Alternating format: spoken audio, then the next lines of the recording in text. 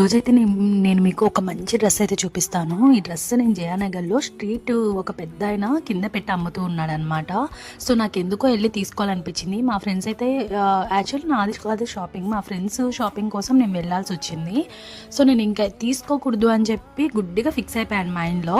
అసలు ఏమీ తీసుకోకూడదు, ఎందుకంటే నేను క్యారీ చేసిన అమౌంట్ 300 అనమాట. మెట్రోలో పోవడానికి 90 అండ్ రావడానికి 90. బస్సు ప్రిఫర్ చేసుకుంటే మనము మార్నింగ్ వెళ్తే ఈవినింగ్ రావాల్సి వస్తుంది, ఎందుకంటే కొద్దిగా లేట్ అయిపోతుంది అనమాట.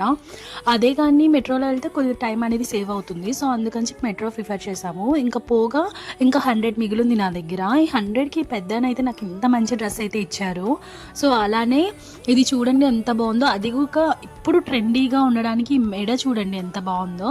సో నాకైతే బాగా నచ్చింది. ఈ మధ్యలో నేను మీకు బయట చూపిస్తుంటే నా ఫోన్ అనేది కరెక్ట్గా లేదు, పడిపోతుంది.